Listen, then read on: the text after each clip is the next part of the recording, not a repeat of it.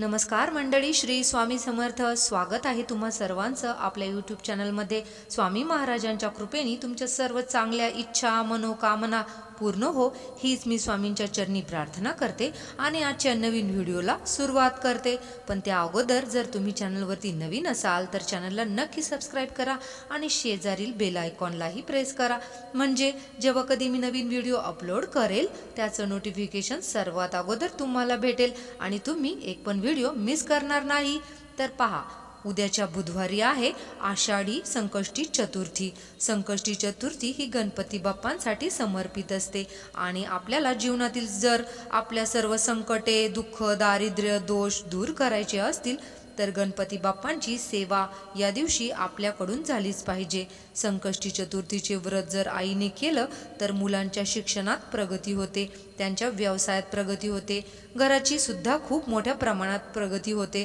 त्यामुळे घरातील कर्त्या स्त्रीने किंवा घराची जी कुलस्वामिनी असते तर तिने संकष्टी चतुर्थीचं व्रत हे आवर्जून करायचं असतं.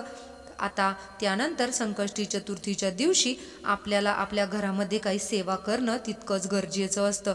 कशासाठी? तर आपल्या जीवनातील जे काही दोष आहेत तर ते दूर व्हावे असं प्रत्येकाला वाटत असतं. तोपर्यंत आपल्या घरात दोष असतात तोपर्यंत कधीच आपल्या घराची प्रगती होत नाही. त्यामुळे सर्वात प्रथम आपल्या घरातील हे दोष दूर करणे तितकंच महत्त्वाचं आहे. तर आपल्या घराचे दोष दूर करण्यासाठी घरातील नकारात्मकता, करणी बाधा किंवा अनेक ज्या काही बाधा घरामध्ये आहेत तर त्या दूर करण्यासाठी आपल्याला घरात सेवा करणं अतिशय महत्त्वाचं आहे किंवा तितकंच गरजेचं असतं.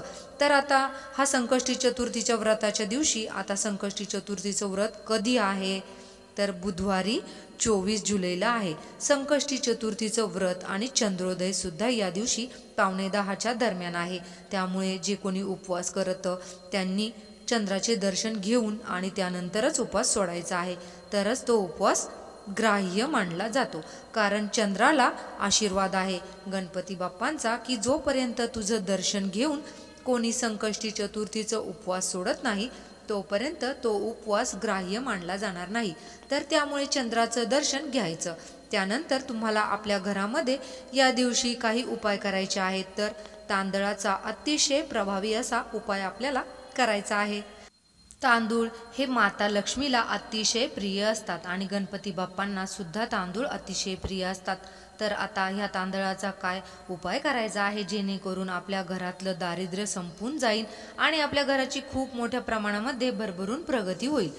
तर आपण बघणार आहोत. या उपायासाठी तुम्हाला सकाळी लवकर उठायचं आहे. लवकर उठून स्वच्छ आंघोळ करायची आहे. शक्य झालं पिवळ्या किंवा हिरव्या रंगाची वस्त्र परिधान करायचा प्रयत्न करा.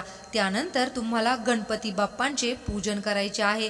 धूप दीप अगरबत्ती लावायची आहे. त्यांना गंध, फुलं, अक्षता अर्पण करायची आहे. पिवळ्या रंगाचे फूल अर्पण करायचे आहे, आवर्जून अर्पण करायचे आहे. त्यानंतर तुम्हाला गणपती बाप्पांच्या समोर बसून हा जो तांदूळाचा उपाय आहे तो करायचा आहे. या उपायासाठी तुम्हाला 11 तांदूळ घ्यायचे आहेत. 11 तांदूळ हे अखंड असावेत, कुठेही तुटलेले फुटलेले असे अजिबात नकोत. 11 तांदूळ घेतल्यानंतर ते तुम्हाला हळदी कुंकवामध्ये लाल पिवळे करून घ्यायचे आहेत. हळदी कुंकवात तांदूळ लाल पिवळे थोडेसे केले की त्यानंतर तुमच्या देवघरासमोर गणपती बाप्पांच्या मूर्तीसमोर बसायचं आहे. हे तांदूळ तुम्हाला हातात धरायचे आहे. घरामध्ये म्हणजेच देवघरामध्ये दिवा हा प्रज्वलित असावा. जर तुपाचा लावला तर अतिशय उत्तम, नाही तर ज्या कोणत्या तेलाचा तुम्ही लावता तोही चालू शकतो. त्यानंतर पहिला तांदूळाचा दाणा घ्यायचा, गणपती अथर्व शीर्ष म्हणायचं, गणपती बाप्पांच्या चरणावरती अर्पण करायचा. दुसरा तांदूळाचा दाणा घ्यायचा, गणपती अथर्व शीर्ष म्हणायचं, परत गणपती बाप्पांच्या चरणावरती अर्पण करायचा.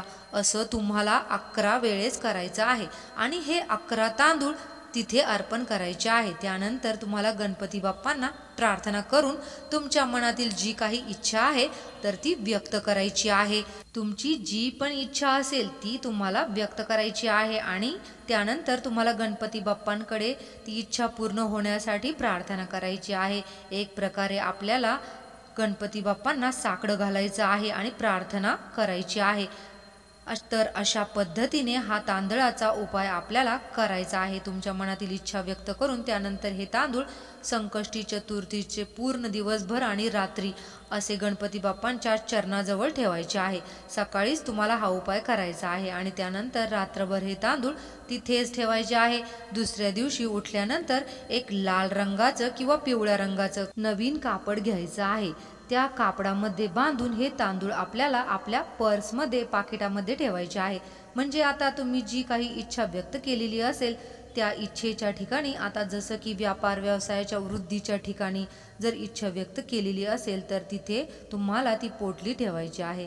घराच्या प्रगतीसाठी तर मग घरामध्ये थोडेफार तुम्ही जे पैसे वगैरे ठेवता तर त्या तिथे ती ठेवायची आहे। त्यानंतर किंवा मग तुम्ही आपला जो मुख्य दरवाजा आहे तर त्या मुख्य दरवाजावरती ही पोटली बांधू शकता। तर अशा पद्धतीने आपल्याला हा जो उपाय आहे तर तो करायचा आहे। करून बघा, नक्कीच तुम्हाला याचा फायदा होईल। झालेली सेवा महाराजांच्या चरणी रुजू करते। जर तुम्हाला हा व्हिडिओ आवडला असेल तर व्हिडिओला एक लाईक अवश्य करा आणि अशीच नवनवीन माहिती ऐकण्यासाठी आपल्या चॅनलला सबस्क्राईब करा। श्री स्वामी समर्थ। जय जय स्वामी समर्थ।